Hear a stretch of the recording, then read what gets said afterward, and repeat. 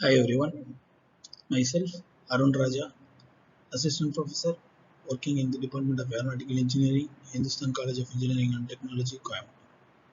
In this small video, we are going to see about the introduction of the finite element analysis. Once we have to know what the process is. We have to know the history. By the early of 1970s, the finite element analysis were limited to expensive mainframe computers generally owned by the aeronautics and automotive defense industries. Since the rapid decline of cost of the computers and the phenomenal increase in computing power, FE has been developed to an incredible precision. The applications of the finite element methods starts from stress, temperature distribution of a mechanical component, performance deflection analysis, and analyze the kinematic and dynamic responses and vibrational analysis. Basic steps of the finite element method. First step is governing a differential equation and it is converted into an integral form. There are two types of techniques are followed to achieve this. One is variational technique and the second one is weight residual techniques. The next step, we need to find the domain of the problem and divide the problem into number of small parts called as elements, and the division of the domain into elements is called as mesh. In the third step, a typical element needs a suitable approximation that has been chosen through a primary variable of the problem using some interpolation functions and some unknown values. And the primary variable at some pre-selected points of the elements are called nodes, and in case some additional nodes are placed either in the boundaries or in the interiors. The value of the primary values at the nodes are called degrees of freedom. In the fourth step, the approximation or the primary value is substituted in the integral form. If the integral form is variational type, it has to be minimized to some algebraic equations and for unknown nodal values. If the integral form is of the weight residual type, it has to be set to 0 to form an algebraic equation. In case of the algebraic equation, the obtained element are assembled together to find the whole domain equations. And in the final step, the post processing of the solution has to be done. The first boundary and secondary variables of the problem are calculated to form a solution. Then the nodal values of the primary and secondary variables are used to construct the graphical variation over the domain, either in forms of a graph or 2D contours or 3D views. The different types of finite elements. Basically, the finite elements are classified into one-dimensional, two-dimensional, and three-dimensional elements. One-dimensional elements are two-noded or three-noded. These are called beams, and 2D elements are mostly of multi-noded elements. Here we call it as triangles or quadrilaterals, and in case of the 3D elements, tetrahedrons, hexahedrons, pentahedrons, sometimes 10 noded, 20 noded, or 15 node elements are used. In case of processing in the finite element method, mesh is the only way of communicating the geometry to the solver. The accuracy of the solution is primarily dependent on the quality of mesh. The better the mesh looks, the more the accurate solution. One can say, once we want the mesh, we want the solution. A good looking mesh should have a well shaped element, and transition between the densities should be smooth and gradual without skinny or distorted elements. While considering the pre-processing in the finite element methods, the most supported finite element codes must be used for the nodes. Beam and rest elements, linear, quadratic, cubic equations might be used. For triangular elements, the same kind of 3-noded, 6-noded or 10-noded elements with linear, quadratic and cubic elements equations are formed and used. But in case of the tetrahedral elements, we need to study about the 4-noded, 10-noded as well as 20-noded elements for the 3D elements that we are used in the finite element. But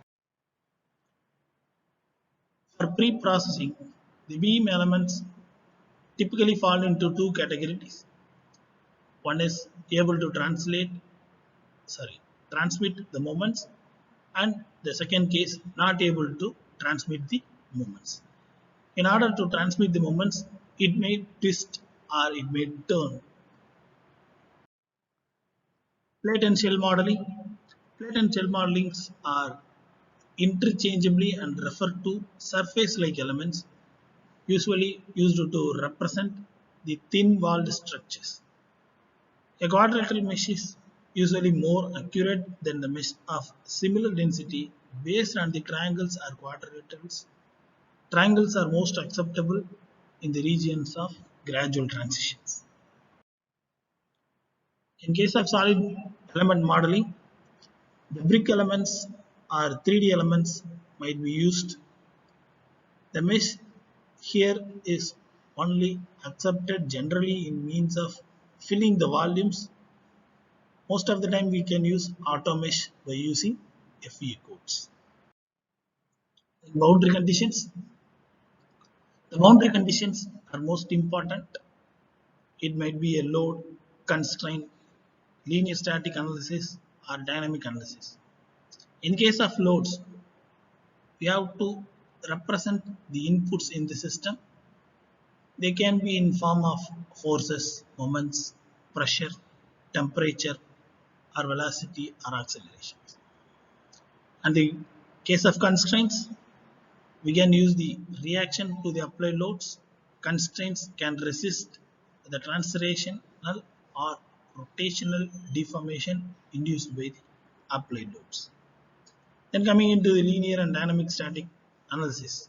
In case of linear analysis, boundary conditions are assumed to form a constraint application to final deformation of the system, and all the loads are applied gradually to their full magnitude. In case of dynamic analysis, the boundary conditions can change with respect to the time. Boundary non-linear analysis, boundary conditions. The orientation and distribution of the boundary conditions vary as the displacement of the structure is calculated. The most important thing, degrees of freedom. Spatial degrees of freedom refers to 3 translational and 3 rotational modes of displacement, and they are possible for any part in a 3D space. A constraint scheme must remove all the 6 degrees of freedom for the analysis. In case of elemental degree of freedom, refer to the ability of each element to transmit or react to the load. The applying boundary condition cannot load or constrain the degree of freedom, but it is supported by the element to which it is applied. A solid phase should have at least 3 points in contact with the rest of the structure. A solid element should never be constrained by less than 3 points, because if you are reducing the number of points in contact with the boundary conditions, we can have a less accuracy in the result. In case of only translational degree of freedom, it might be fixed. And coming to the accuracy, the choice of boundary conditions had a direct impact on the overall accuracy of the model. These are some of the boundary conditions. For fixed support, all the translational and rotational displacements might be arrested. In case of pin support, one of the value might be given as a free movement. In case of roller support, the translational value and rotational value, each one of the value might be utilized for some other displacement or change in distance. In summary of pre-processing, first we have to build the geometry, make the finite mesh, add the boundary conditions, loads as well as the constraints, provide properties of the material. For example, you have to give the Young's modulus of the material, specify the analysis type. You all know the static or dynamic, linear or non-linear, plane stress conditions, etc. So many analysis types are available. Specify the particular analysis type for the condition. These activities are called the finite element modeling alone. Coming back into the analysis. Once the mesh is completed, then the properties and boundary conditions have been applied. It's time to solve the model. In most of the cases, this will be the point where you can take a deep breath, push the button and relax for a change.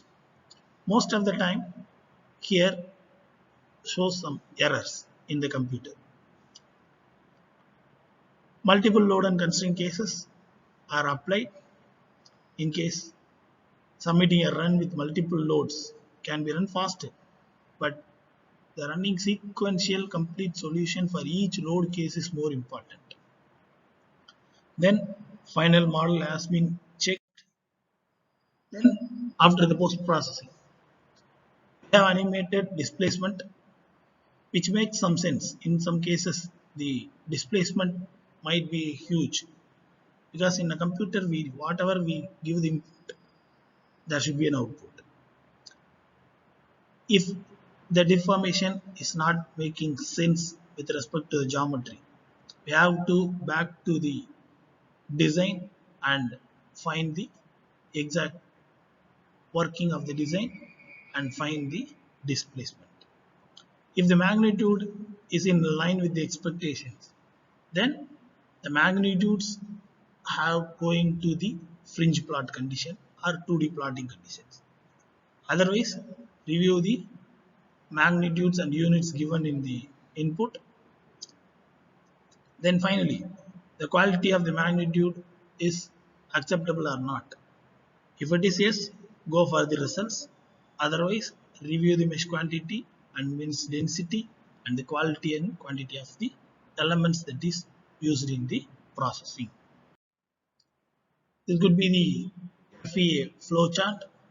The pre-processing done with design and inputs and solving by means of any one of the selected methods, and the post processing are the work how to take the results. Advantages of the finite element method over other numerical simulation methods are it is may be used in the irregular shaped domains of all boundary conditions, and the domains consist of more than one material can be easily analyzed. Accuracy of the solution is improved now by proper refinement of the mesh and choosing the approximation of high degree polynomials. The algebraic equations can be easily generated and solved on the computer. In fact, the general purpose code can be developed for the analysis for a large class of problems. Thank you. Thank you for your hearing. Thank you for your listening. Thank you.